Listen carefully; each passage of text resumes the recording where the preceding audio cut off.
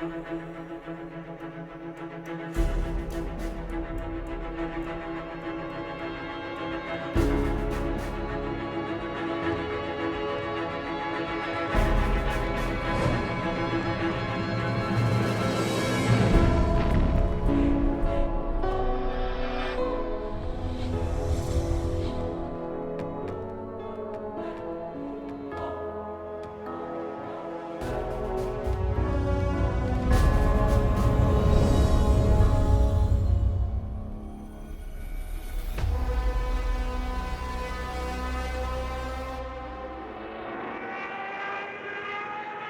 the spring of 1940, Britain faced a military disaster.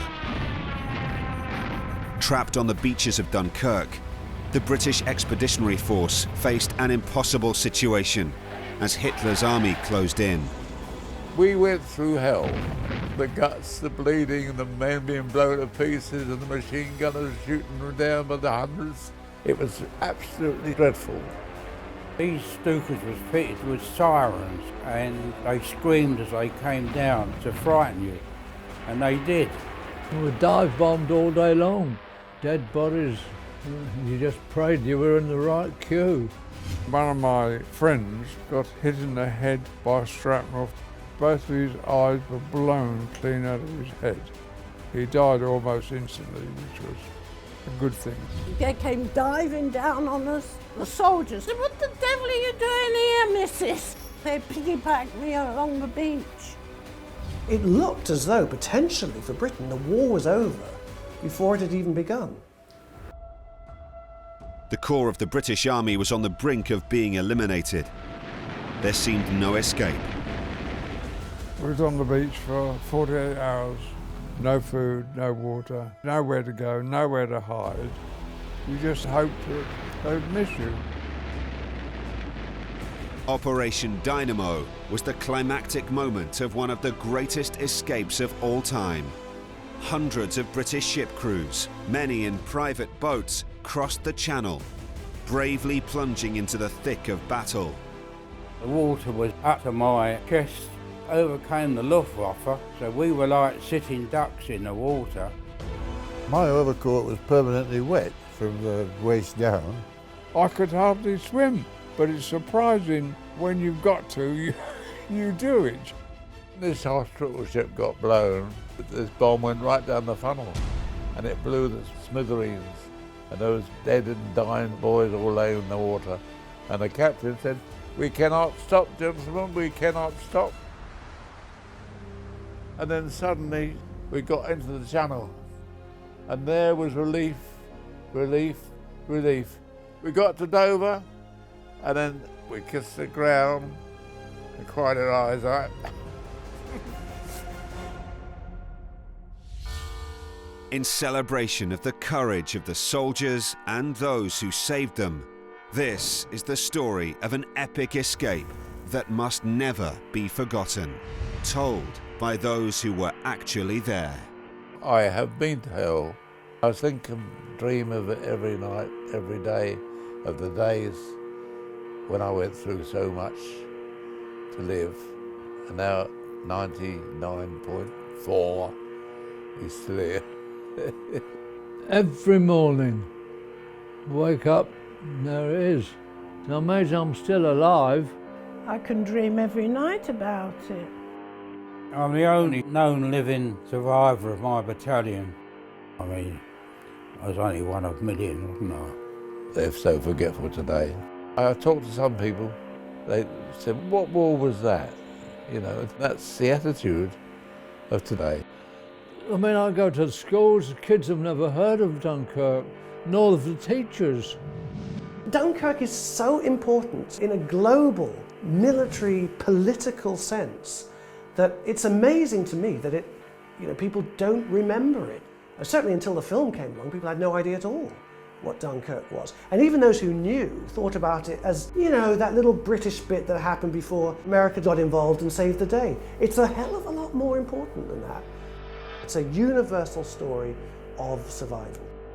It was a miracle in the sense that so many troops got home when, on the face of it, it didn't seem likely that very many would at all. The fact that the British got home meant that Britain didn't have to make a peace treaty with Hitler. Britain didn't have to surrender.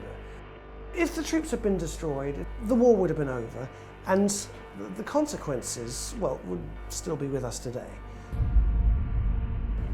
There is no glory in war. It is just survival.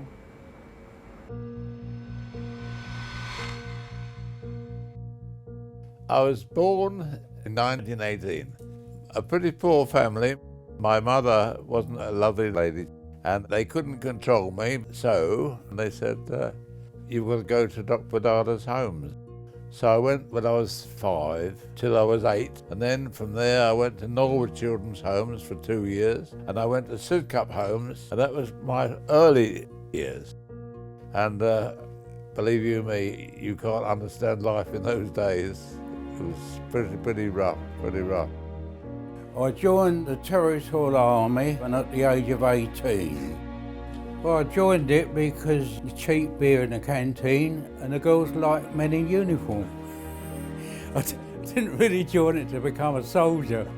We joined the Territorial Army at Brixton. I was in front of the infantry.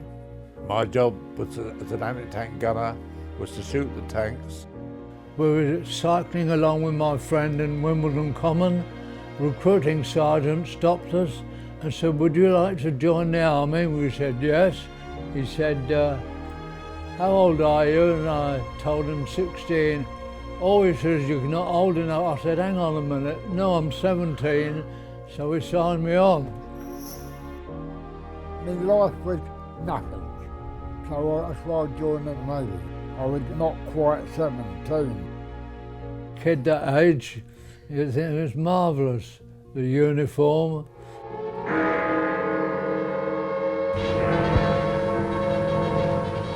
We tried again and again to prevent this war, but now we are at war, and we are going to make war, and persevere in making war until the other side have had enough of it. I was born in Belgium, Antwerp. Then the war came, because we had to get out. The Germans smashed our house to bits, and of course we had to leave everything behind. I was only 9. War was declared September the 3rd, 1939, and the end of September I was called up, so I was in pretty quick. I was conscripted. I saw the war was coming, and my father advised me to get out of the army and join the Air Force. We had a medical for aircrew. I was wearing glasses. I failed the medical and saved my life because the majority of my class didn't live out the war. So having glasses saved my life. We looked upon it as an adventure at first. We never realised, what it was going to be. I was 19. We didn't know what it was going to be, you see. Well, nobody could really know like what would happen.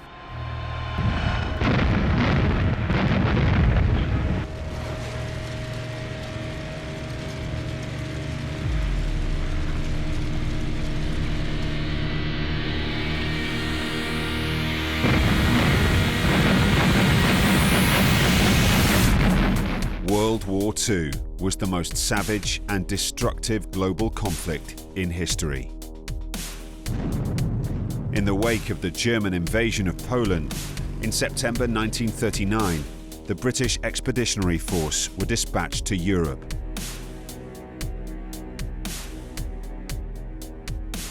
At the very beginning of the war, 1939, you had the British Expeditionary Force travelling out to France. These were young men who'd never been abroad before, so it was an incredible experience for these people. They were going out on the boats across and in trains travelling across France, just, clamouring to get to the windows to see what a foreign country was like.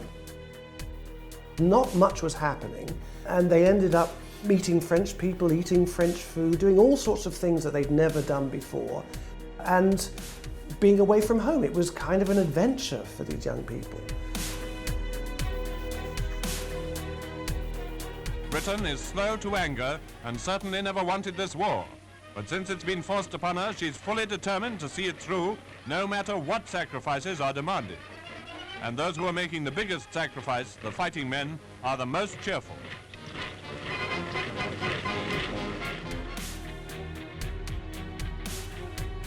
We went to Chateau de Brias. It's a big chateau, very nice. We sailed across on Christmas Day, landed in Cherbourg in France on Boxing Day. So that was our Christmas. We went to a place called Dunkirk, up near the Belgian border, and I was in a machine gun battalion, a lot different from being at home with your mum, you know. As I was able to drive, I was put into the Royal Army Service Corps, which is all transport. That winter of 1939 was a very severe winter, deep snow. We were so short of supplies, and that was the trouble. We were sleeping in haylofts, and you were given one blanket between two, and it was freezing. In fact, my pal and I got up one night and had a job in the snow. We ran as much as we could to try and get warm. We were that frozen. Soldiers were issued with food rations designed to meet their nutritional requirements.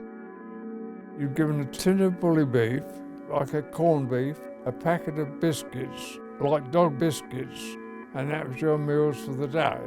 These army biscuits, you couldn't bite them. You had to break them with something and make them soft and swallow them. So I said, yes, I'll have another one. And I nearly broke my teeth biting it. They were so hard. They say the biscuits got a lot of energy in it, so I'll take their word for that. Sometimes the cook gave us what he called stew, but best not to ask what was in it.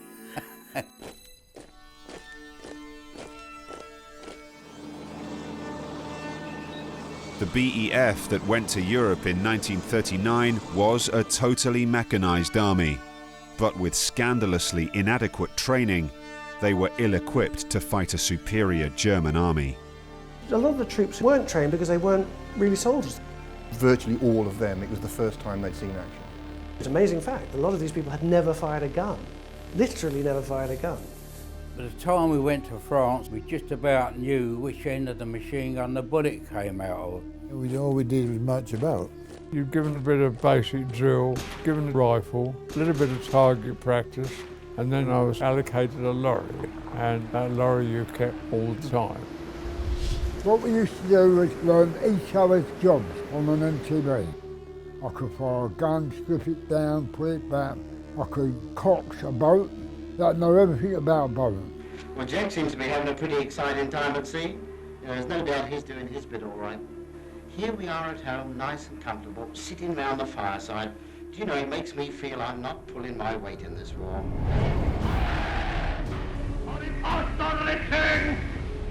By May 1940, things looked bleak in Europe, as Hitler's army unleashed devastating attacks on France, Belgium, and the Netherlands. In May, the action really began. The Germans moved forward, and so did the British Expeditionary Force move forward to meet them at a pre-arranged point in Belgium. They hadn't been allowed into Belgium up to this point. The idea was Belgium was staying neutral and would only get involved if it was attacked. So once the Germans moved into Belgium, so the British Expeditionary Force and the French moved forward from their lines in France forward into Belgium to meet them. First place we went to was Brussels, and the street we were in was empty. It had been completely evacuated. The civilians had just gone.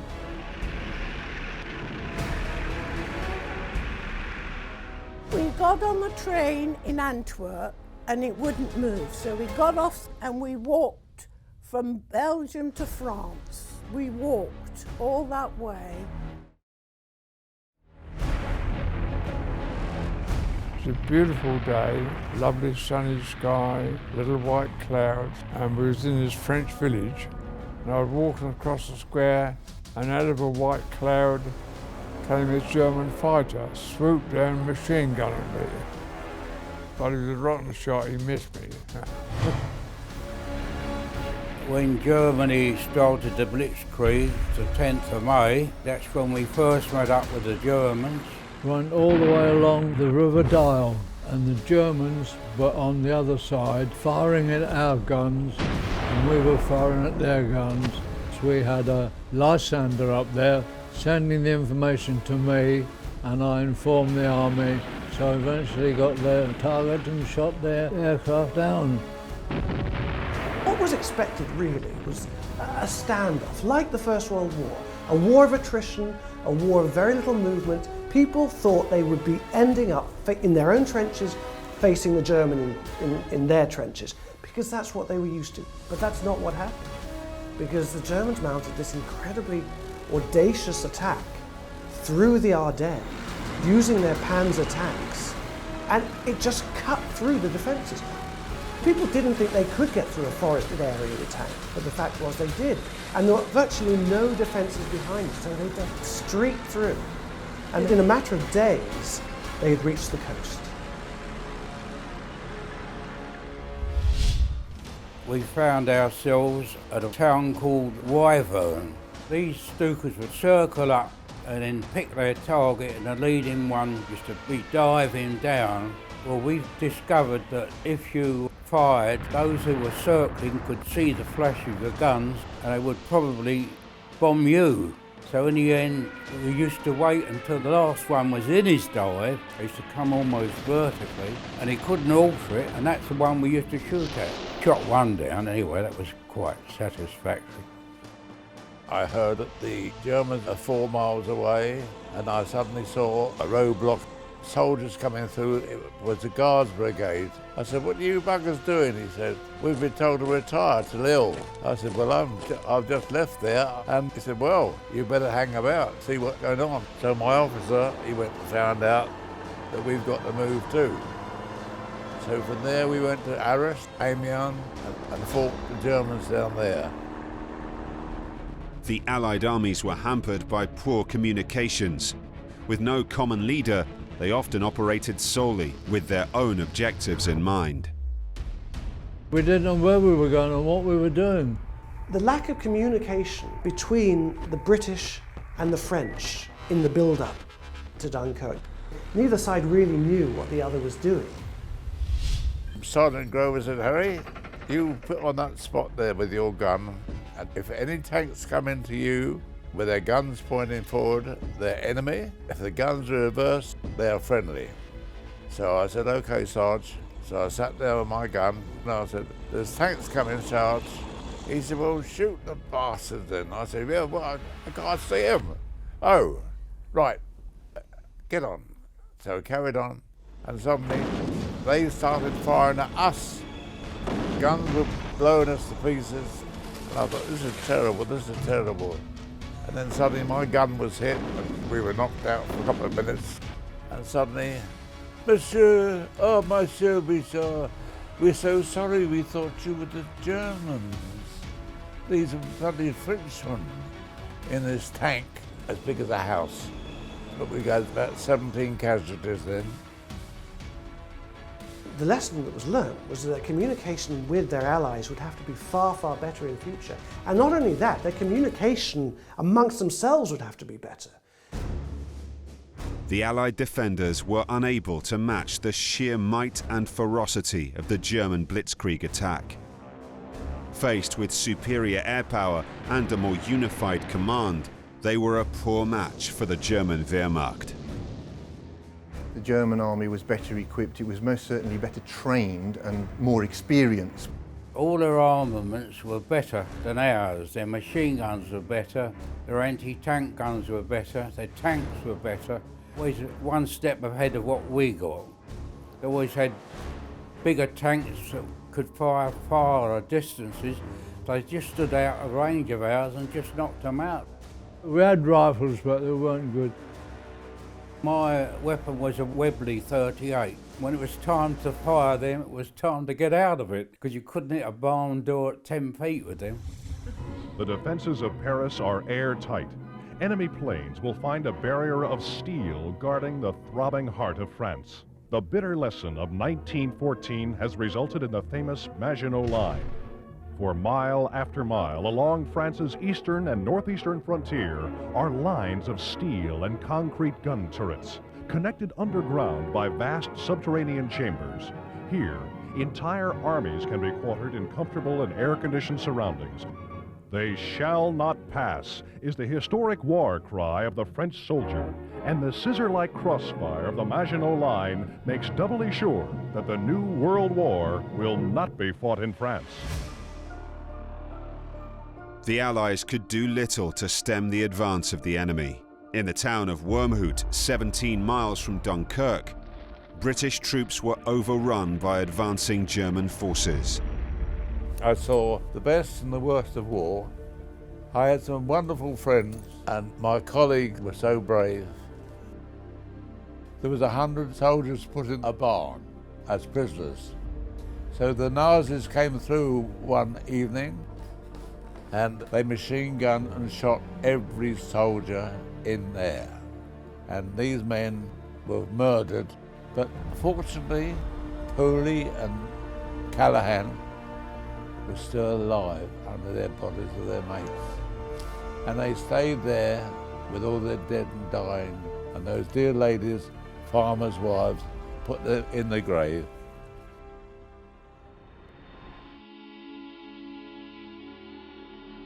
I'll tell you one thing, not all Germans were bad, although we were trying to kill each other.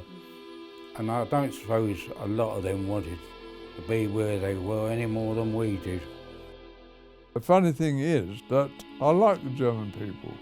They're a lovely lot of people. It was just these Nazi troops. I saw plenty of Germans do, you might say, acts of mercy to wounded soldiers. They would always attend to them according to the severity of their wound, regardless of what uniform, whether it was grey or whether it was khaki. And we used to do the same. You know, the ordinary German person, that's a bit of fight. I always used to say to my men, if you take any prisoners, treat them as you would wish to be treated if the situation was reversed. I mean, after all, they were human beings.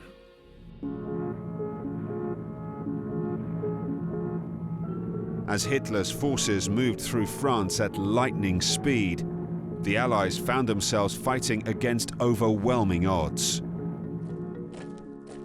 You had to be disciplined. I didn't see any cowards. Well, I only had one. He was a driver. I'm not going to tell you what his name was, but he was a proper ladies' man, curly hair with a little moustache and his side cap on the side of his hat, and he was a boaster. We couldn't find this fella.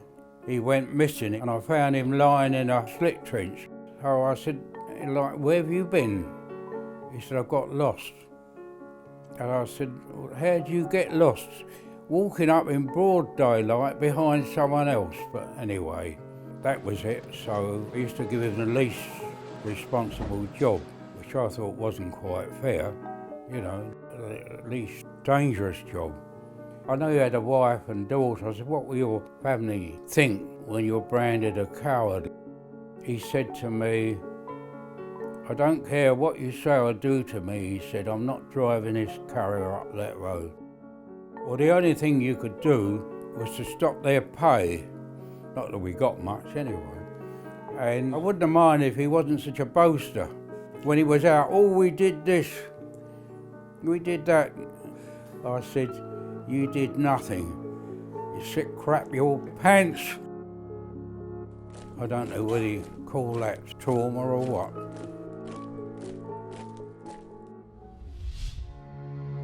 It would be several years after the events at Dunkirk that military psychiatry became an essential element of medical provision. Those soldiers that come back from the front, I know exactly how they feel. I used to have a lot of flashbacks, but I never had any treatment or anything. I never bothered about counselling. You had to get on with it. I didn't need counselling. May I say, the men of those days were a lot different than the men today. Counselling? Kick up the backside. Bloody counselling. It's a load of rubbish. There wasn't anyone to give them counselling. Well, not officially.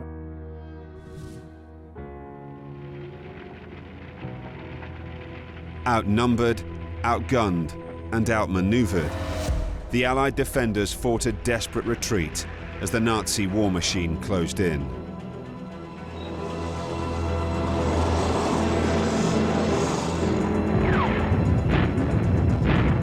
The blitzkrieg operations of the Germans had effectively encircled the British Army in northern France. The speed meant that they'd almost got to the point of cutting off any exit. The effect of these tanks streaking through and reaching the coast meant that the British Expeditionary Force was effectively outflanked.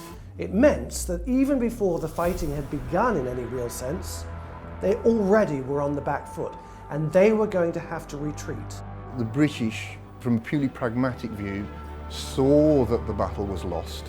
They knew it was going to end badly, and they thought the only way we can stay in the war is to get our men away, and then we can carry on the fight. We knew things were boiling up, and the Germans came in one end and we went out the other. And the Germans circled us around. It happened so quickly. The only way out was by water. And by that time, the word was Dunkirk. That was the only escape for the British soldier.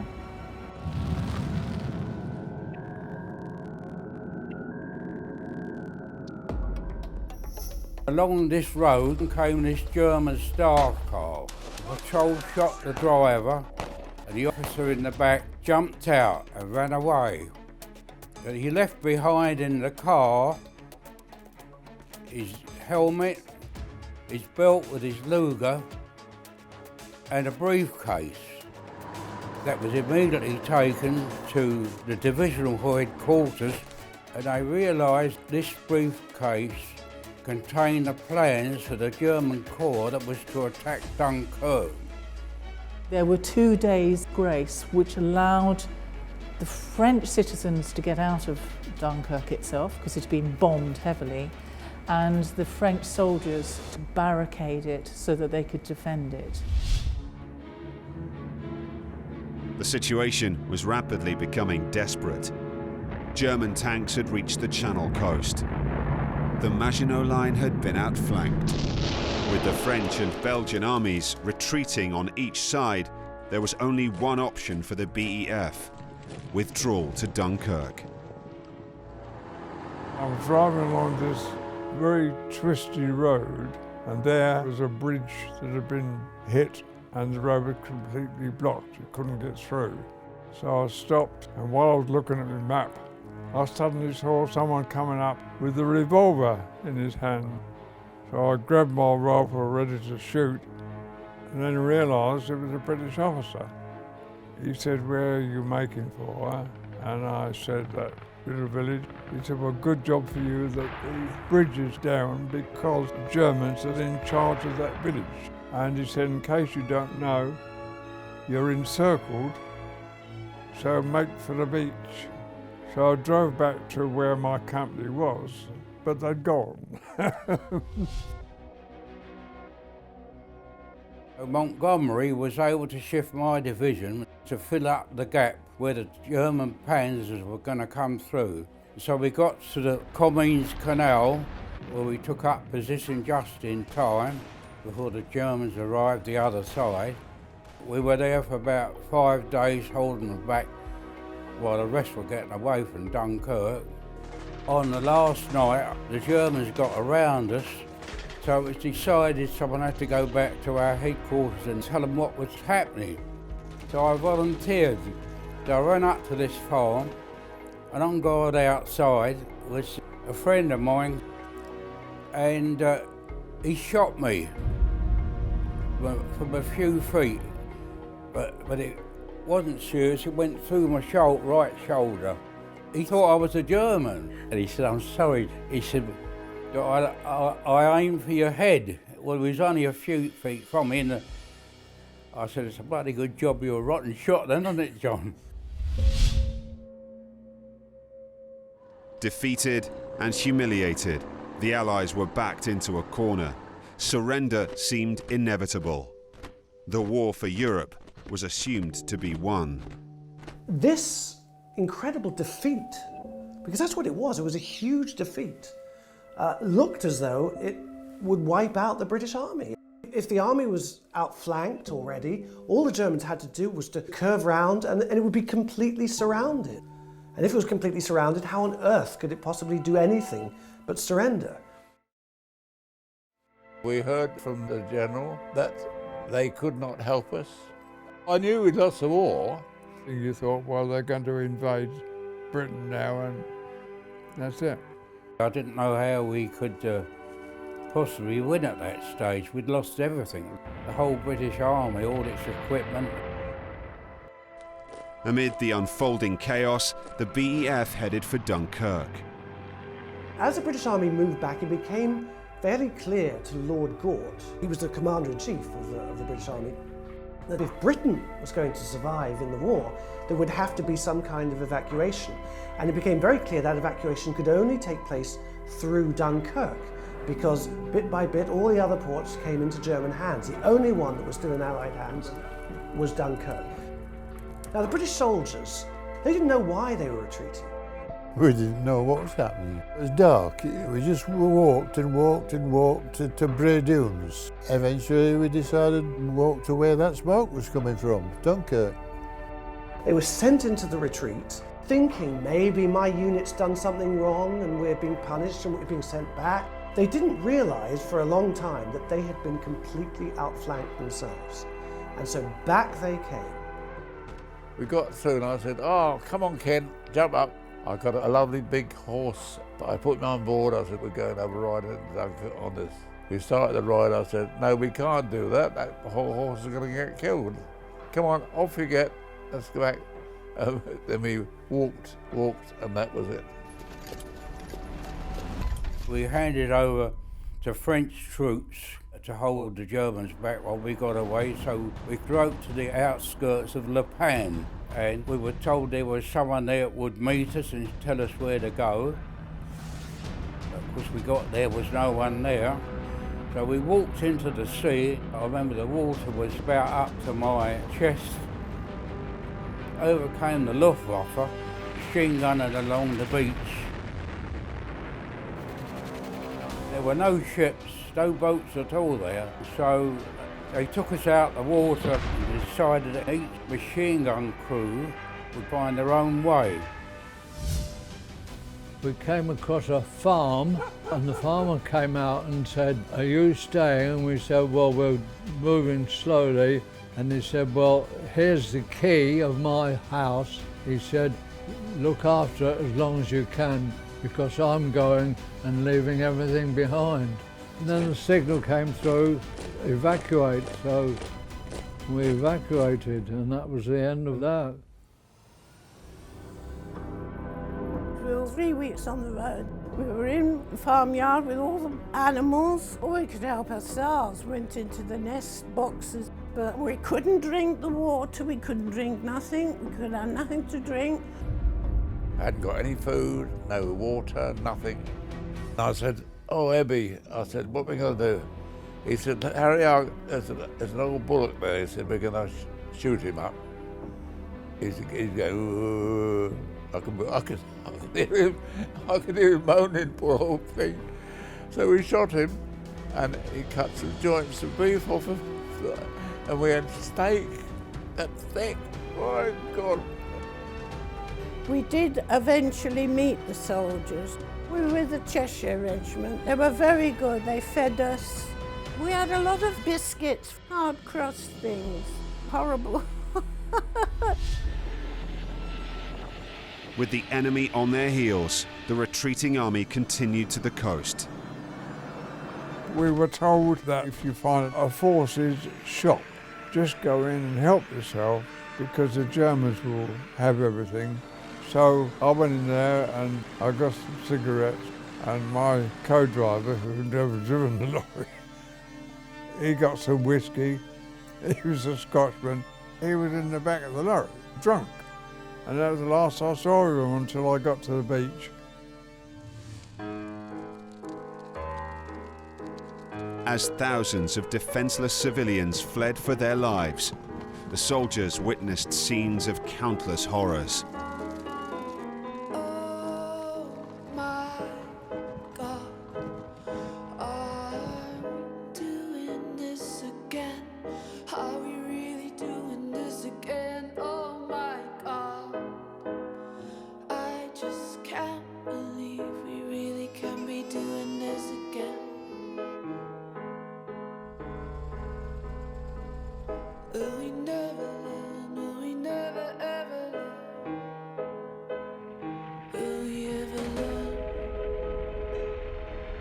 There were so many refugees on the road, and they just wanted to get out of the way. So this really hampered the British retreat, because they were retreating alongside hundreds of thousands, millions of civilians who were also trying to get away. So it's chaos. You know, the roads are chaos. The whole atmosphere is one of chaos. What is going to happen? Nobody knew.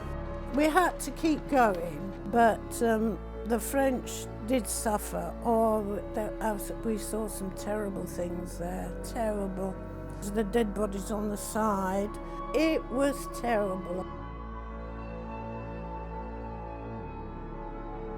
The terrible sights we used to see of hundreds of people being murdered and bombed and blown up. All these refugees with prams and horses and carts, and of course the Luftwaffe, they were machine gunning to cause chaos and block the roads. I'd just bomb anything. They didn't care. We went through so much death, rotting bodies, men, soldiers, horses, cattle, everything. It was absolutely dreadful. We saw an officer laid out. He was dead, lying on. I said to him, and all his little photographs were hanging out of his children and everything. Despite the horrors, the soldiers had no choice but to keep moving. People try and help me. It was a fiasco, absolutely a fiasco. When I saw those poor dads being blown to pieces, and you just ignore it. You just ignore it. You know it's happened and it's gone. It's really terrible to see these women and children being injured and that, but not much we could do about it, We couldn't save anybody when you're going through on an action. You despair, and you did your best, but you know you had a job to do. There was a little boy, came home from school, and he found his house had been bombed, and his mother and father were killed, and he said, "Where's my mummy?" Then he followed the soldiers with us. They got little carts and bikes and prams. I can remember when we did nothing but do peasants' feet. The feet got bad and our medic bound them up. My feet were terrible. The soldiers kept putting me on their backs because I couldn't walk anymore. I was only a little kid. Oh, it was awful. Well, my father gave up. He didn't want to. He said, "I'm not going any further." He said, "The Bosch can have me." Deep in a complex of tunnels beneath Dover Castle, the British began to formulate Operation Dynamo. The person with the overall control of the evacuation was Admiral Bertram Ramsay, who was a trusted old naval hand and who was put in an extraordinarily difficult situation. He was working from Dover Castle, in fact working from the Dynamo room. The message came through here that Operation Dynamo was to commence. Things had to be done so quickly. You hadn't got weeks to plan what to do. It had to be done immediately. The recovery was no ordinary military operation. Admiral Ramsay devised an evacuation involving over 900 vessels. The port of Dunkirk had been almost completely destroyed by the Luftwaffe. It was almost unusable. So all you had was the beaches. The trouble was, the ships were too large to come in close to the beaches. The beaches were very, very shallow. It was a flat, vast, duney beach, which is great if you want to sunbathe, but if you're trying to get large destroyers up to it and get men off the beach, it's impossible, and that is what they found. What was needed were smaller boats that could actually ferry the soldiers from the beaches to the larger naval and civilian ships offshore. The British government appealed for small civilian craft to join the rescue mission. The operation would become the biggest evacuation in military history. Desperate times call for desperate measures. It came out by radio to begin with, and that was it. That's all people knew. It wasn't until very late on in the evacuation that the newspapers and the radio even reported that there was an evacuation. It was kept secret. It was all done in such a rush, the requirement to requisition the vessels sort of came overnight. It was organised chaos, and everybody who could lend a hand lent a hand. A lot of the time, the owners had no idea that their boats were being taken. If the owner happened to be nearby, then they could join in with the project. If not, the Navy basically went along and just took them. Arriving at the outskirts of Dunkirk, many of the exhausted soldiers had not eaten for days. I drove 48 hours, kept falling asleep at the wheel, hitting the curb, waking up, and eventually arrived at the beach. I went into a cafe and asked if we could have some water in our bottles because we'd had no drink. And the lady said, "I'm sorry, we've got no water in Dunkirk. The Germans have blown up the waterworks." She said, "But I will fill it with Van Rouge for me." So we had Van Rouge for the beach. I said, "Look at that warehouse over there. Look, it's empty. There's nobody there." I said, "Give me your rifle." So I got his rifle, and I bang, bang, bang, 5 shots would open the door. And when I opened up this door, you would never believe this, it was full of neat Jamaica rum, loads of carnation milk, biscuits, everything you wanted was going to be left for the Germans.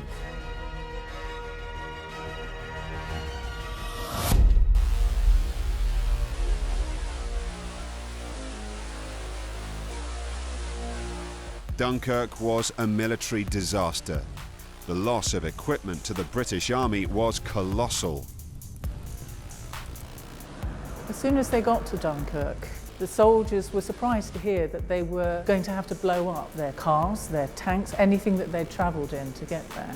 The vast majority of the equipment that the British Army had taken to France with them was lost. All their heavy artillery, virtually all their vehicles, all those had to be abandoned in France because they couldn't get them back across the Channel. They were told to put sand into the tanks so that the engine would completely seize up because they didn't want the Germans to have any of their equipment. But as every soldier has drummed into him, they didn't leave their rifles behind. You put on a charge if you lose the rifle. That was more valuable to them than your life. My 1500 weight van went into the canal with my kit bag, camera, with some films that would be worth a fortune now. We smashed up all the lorries. We couldn't take them to England. We took our machine guns out the lorry, drove the lorries over the machine guns so they were destroyed, then cut all the pipes on the lorries and left them running, but they'd seize up. We just got to smash everything up, pour all the petrol into the water. Didn't like doing it.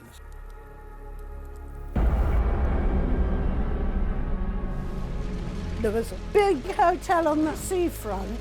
We went down into the cellar. We dived in, you know, and we saw other people in there. And this woman, she said, don't bother, she said, come in, she said. And there was beds there and we laid there for a while, you know. It was all right, but we couldn't go to the toilet or anything. We had a machine gun on the top where they were firing, keep the enemy away, but it didn't seem to make any difference. You couldn't do anything with money. There was money lying in the street, useless.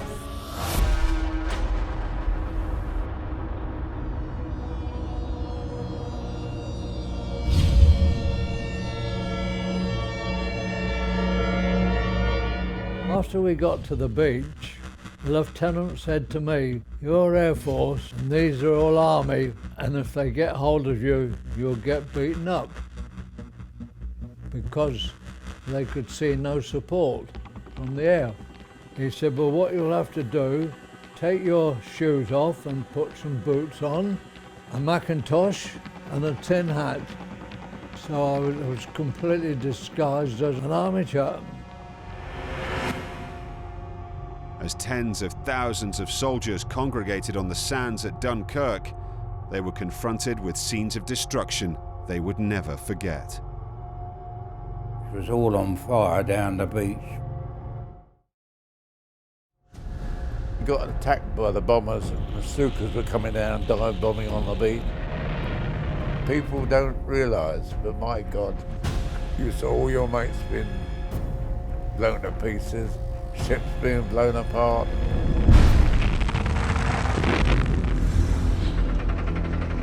You had big cannons going off. We were powerless, we couldn't shelter. We just dropped down in the sand. I can remember being in the back of a big sandbank and I could hear bullets going in the other side of it. We just had to lay in the sand. It's all rather nasty. Fighters and bombers kept coming over, machine gunning the beach. No protection at all. And you just sat on the beach and nowhere to go, so you just sat there and hoped that they'd miss you. We used to make a duvet. We'd dig up the sand, put a tin roof on it, and make a hole so you could get caught in. The part of the beach that I was on, there was no officers at all. We just had to look after ourselves. I don't remember seeing an officer there. Everybody was just looking after himself.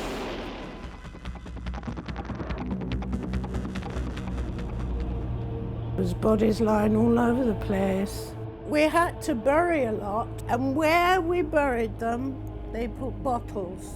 And I didn't know till, well, recently, they put the bottles there to know where they were buried so that they could take them up again.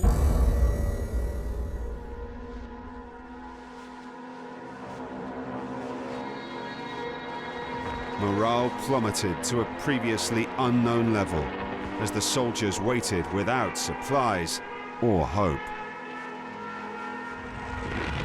For about 4 days, I hadn't got any food, no water, nothing. 48 hours on the beach. No food, no water, nothing. And we couldn't drink the water, we couldn't drink nothing. Oh, it was terrible. There were people going out their minds. Some just, I suppose, just gave up. I don't know. We had a cook about 24 stone, and he found an old bicycle, and he was riding around the beach on his bicycle. The feeling of despair was in your mind all the time. You didn't know what was going to happen. You were just numb. You couldn't think ahead. Yeah, we did, wonder what was going to happen.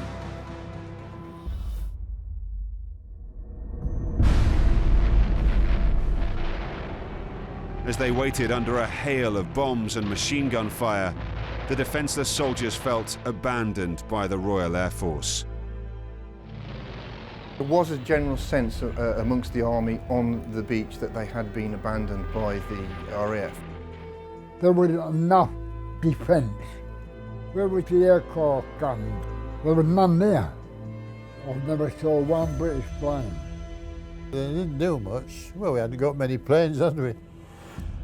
The Royal Air Force and Fighter Command were being vilified by the soldiers and sailors who felt the RAF weren't defending them at Dunkirk. Every time they looked up in the sky, they only saw Germans. Where were the RAF? We had one RAF Spitfire come across the beach and everybody cheered. British plane. And this British plane came down machine gunners. It was a Spitfire that had been captured by the Germans, and the Germans were used for it. Airmen who had been downed or who were working on the ground who were trying to get back on board ships to go back to Britain, they were basically turned away, or they were attacked by people saying, "You're not getting on board, you haven't helped us, off you go." That's how much they were vilified. I thought that was a bit uncalled for. We heard when we came back to England how the RAF were protecting the troops on the beach, well, not on our beach.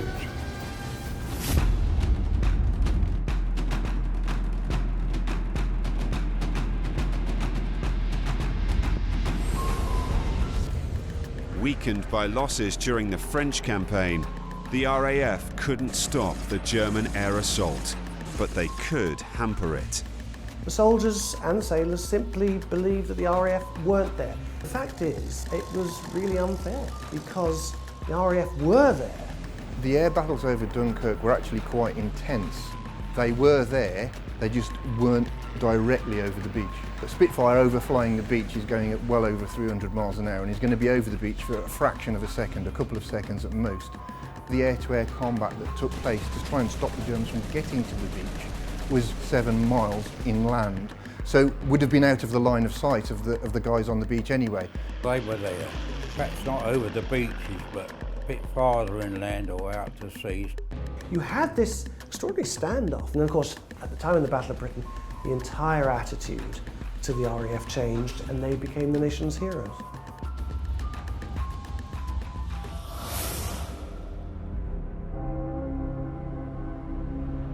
As German divisions pressed in on the perimeter of Dunkirk, the BEF were on the verge of annihilation, their fate balanced on a knife edge. I'll tell you something, when we were under all that fire on the beach, I don't think there were any atheists. I'd never stop praying. A lot of them might have changed their minds when they got off, but we used to have a saying, we used to dig these small trenches, which we call slit trenches, and we used to say there were no atheists in the slit trench. You know what I mean, when all this nasty stuff was coming up. So that's just my personal opinion. It was wonderful to see so many men praying. There's probably not prayed since, but I did a lot. We were in the cellar for a week, and they brought out baskets with the rosaries in, and we all had to have a rosary, and we all stood there and prayed. My mother was very courageous. She said, if we get through Dunkirk, we'll get through anything, and she was right. On the 27th of May 1940, senior naval officer Captain William Tennant arrived at Dunkirk to coordinate the evacuation. Tennant realised, okay, we don't have the port, but what we do have is this long breakwater, this long arm called the mole. It was never intended for a ship to come alongside it, never at all. It was just to stop the sand running into the harbour and silting it up. He immediately saw the prospect of tying ships up alongside this mole and using it as a quayside from which troops could then embark onto the vessels. What he did was to bring one ship alongside the mole to see, will this work? And it did.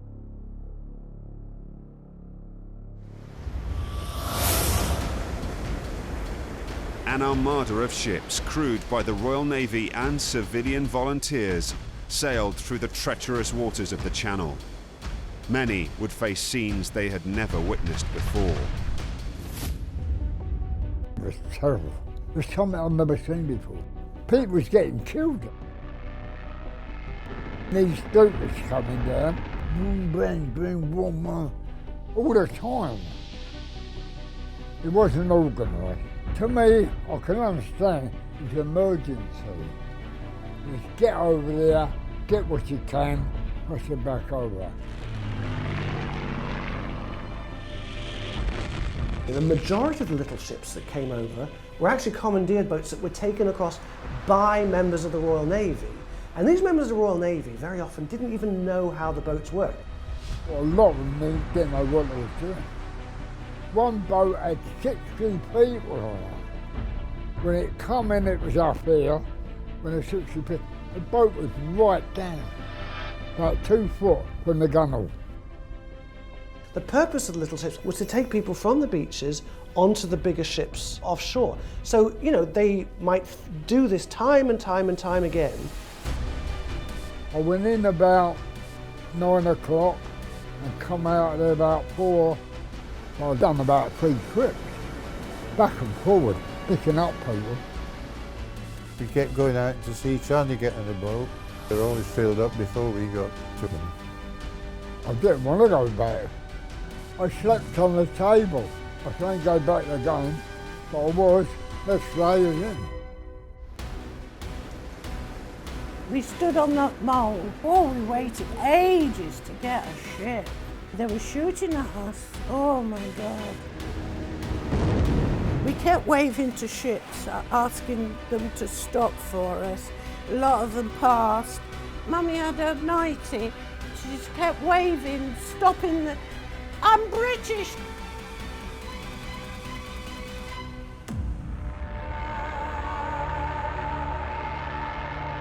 The sailors came under merciless attack by the Luftwaffe. Ships were being destroyed, left, right and centre. So it was hell that you were going into. A third of the ships that took part were destroyed or put out of action. So it was a hugely dangerous undertaking. It was pandemonium, horrible. What I was doing was swimming about in the water, chin up blokes with no legs, no feet, and putting them on rafters and pushing them out to the boats. It was oil, blood, don't know what the green stuff was, but it was green stuff, slimy green stuff. The dangers were many. For a start, you had to know where the minefields were. They were minefields that had been laid by Admiral Ramsay, but they were enormous. You could be run over by a boat that couldn't see you, or you could find that the sea was afire, because when any of these large boats go down, the engines explode and the diesel ends up all over the surface. You could easily be shot. A lot of the people on the boats that came back dead had been shot by German aircraft, or they were being bombed out of the water. A lot of people didn't survive the crossing. As the first boat started coming in, they lifted the boom up and watched a boat come in, half of whom were dead. I come into Dover Harbour and the blokes were shooting us up. I had to tell them, stop firing, we're English. There was 4 of us left out of 12.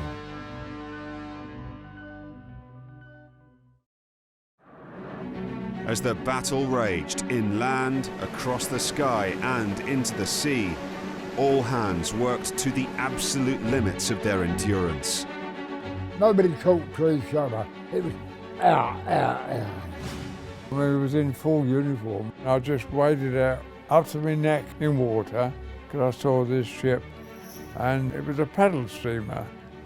I got hold of a rope which pulled on board, and that was the last thing I remember. I just passed out completely. When I come to, they'd carried me downstairs where the boilers were, in my uniform soaking wet, drying out by the boilers. We saw a coaster and it was on its side and it appeared to be on fire. There was all smoke coming from it, but we saw some people getting on it, and so we went and explored. They were burning all the rags to make out it was on fire. So we got on the boat, and this boat must have been used for taking coal. It was all coal dust. Every time a shell or bomb burst, all this coal dust came out. And dare I say, we were looking like the black and white minstrels. Everybody was trying to get out somehow. And then the little ships came over and picked up a lot of people. Come on, you blokes, next stop, Dover. We were absolutely thrilled. And you then prayed and prayed and prayed to get back to Dover. We got to the mole, and eventually we got to a fishing trawler called the Lord Grey. And he counted us on, and he said, that's enough now, off you go. So laid down and went to sleep straight away. We got on a boat full of rations. Got 10 rounds in pocket. My coat was wet and the ammunition was wet, so I put my coat on top of the engine works, the hot bit in the ship, and forgot it. And I went to sleep. When I woke up, we were halfway over the channel. And the chap on the boat said, anybody got any ammunition? So that reminded me, my coat was on top of the heating stuff. And I said, Christ, it'd go off any minute. And I went in and fetched it out. It nearly burnt me. I stuck it out and gave him quick. My mother had the sense. She said, we're not going for the big ships because they were bombing them like billiards. So we got this little oil tank called the Sutton. We had the captain's cabin and we were told we could be bombed any minute. It was so dangerous to get through all this debris and everything. We had to go through fire to get out. The bombs were coming down and the machine guns were being fired at us all through. Some got sunk, some got away with it. Bombing, bombing, bombing, bombing. You cannot believe hell, at least you can be if you're in it. And with all the baloney in it, what people say about not being scared, you can't help being scared. And you then prayed and prayed and prayed to get back to Dover. What happened? We got back to Dover. It was wonderful, wonderful, wonderful. Shangri-La. Daylight. We were shattered, absolutely shattered. But what a feeling it was to know we're back in England. I can still feel it. Can only say it was a miracle and we're just happy to be alive. Our company was 107 strong and there was just 31 of us got back, over 107.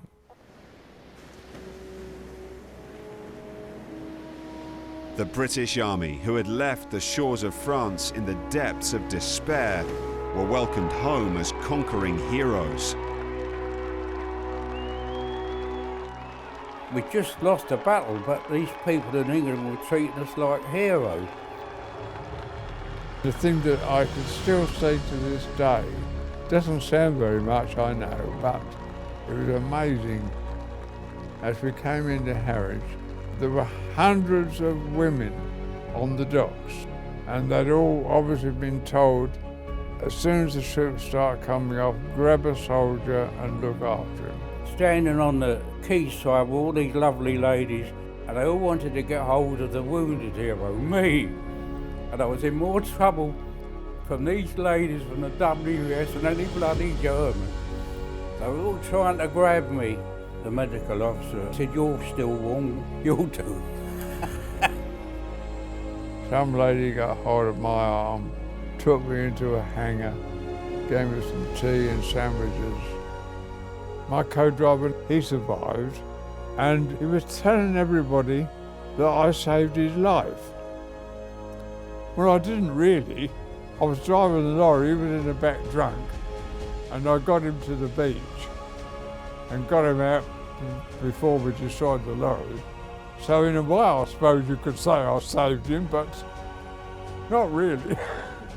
When we finally reassembled, I was surprised at how many of my battalion had managed to get back. It was a miracle we got out. The people were very good when we got to England. They helped us out, gave us clothes. We had nothing, we had to be stripped and bathed and fumigated, God knows what. Dunkirk to me was an epic of absolute bravery. I went through hell to get out of hell. I got back safe and sound. That's how I feel. Operation Dynamo was the biggest military evacuation in history. The campaign narrowly avoided a surrender to Hitler and was a major turning point of World War II. But to the soldiers who returned in 1940, it represented failure. The British soldiers who were evacuated back saw themselves as a sort of battered remnants of a defeated army. They'd been part of a terrible defeat. They came home ashamed. Well, it's just an evacuation, wasn't it? We got on a boat and that was it. These were heroes because they'd survived, and it meant that we had a future in Britain. What Dunkirk did was it enabled the British to stay in the war. It was a triumph in that they managed to get away far, far more people than they thought they would. It was amazing, you know, how many they saved. They were only expected to achieve a maximum of 45,000 troops. They managed in the end to reach out and save over 338,000 men. The British Army had survived.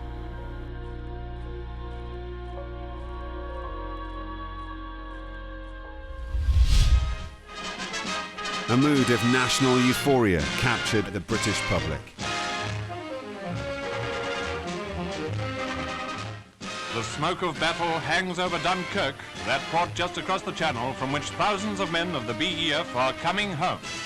The magnificent rearguard action carried out by the British and French armies in the north is only equalled by the splendid work of the Navy in covering their embarkation and bringing them home. The soldiers return aboard warships and vessels of all kinds. They've been fighting unceasingly for 2 weeks, and the whole world has marveled at their tremendous courage and unshaken discipline under brilliant leadership. And never in the whole history of her defeats and her victories has Britain been prouder of her fighting sons. Wait, glad to be back, boys. Sure. Yeah. It would be a long road to eventual victory. World War II would continue for another 5 years. But the events at Dunkirk made the next step in that journey possible. A lot of guys went off on leave for a few days just to recover. You were all given 3 days. Station warrant officer came in and he said, "I'm afraid, chaps, Reveille here is at 6 o'clock. But seeing that you were at Dunkirk, you can get up at 7:30 or 8 o'clock and have a breakfast, and that's it."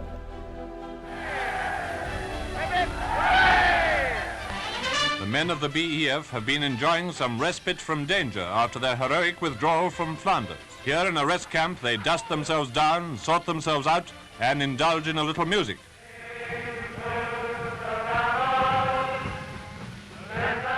My pal and I, we were together all through the war.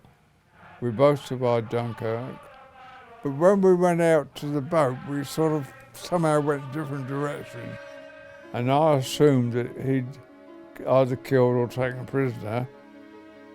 And he thought the same about me. And next morning, I was walking up the street to get a breakfast, and walking down in the opposite direction was my pal Ginger. And he suddenly spotted me and he came and put his arms around me like long-lost lovers. And we both thought the other had perished. I mean, the escapes I had was absolutely amazing. Ginger and I were in our cinema, and I can't remember what the film was called. But we were in there and got hit by a bomb, and there was over 500 people killed in it. And him and I walked out just covered in dust.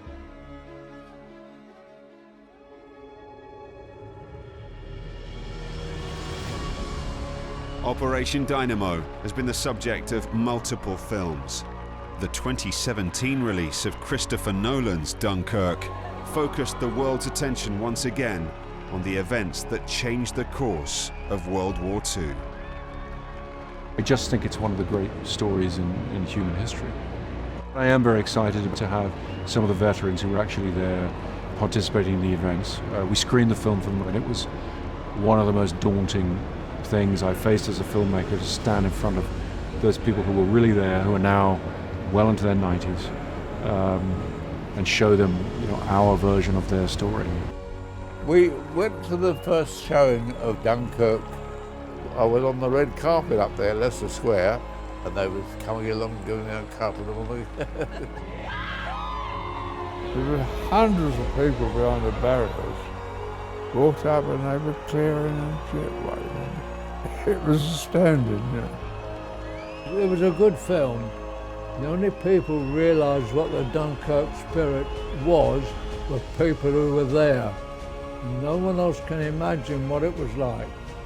I thought it was very good. There was a couple of little minor things that I could have faulted, but in general it was pretty accurate. I sat on my backside watching the baloney. I thought it's going to be a load of American rubbish, and I was quite pleasantly surprised. I thought it was pretty accurate. It wasn't my war. How can you make what we went through? You cannot do it. Prince Harry invited me to the palace. What a marvellous man he is, but I was only the second oldest man then. I was a shame. They treated us like heroes. You are heroes. Well, You were and you still are. Definitely. I hope someone gave you a lift up the hill, though. This lady, she pushed me for a little while, then someone came up from the palace and he said to me, "Do you know who that was?" I said, "No." He said, "That was Kate." Well, I didn't know it was because she was at the back of me. He was so charming, Prince Harry. He came round and chatted to us all. And he was very, very nice. I couldn't get my shoes on because my feet swelled, and I had to go in my slippers. I said to Prince Harry, I apologised for having my slippers on. He said, "At least the royal blue." Prince Harry, thanks us very much indeed. I would say we were heroes. And I thank God that I was. I still do.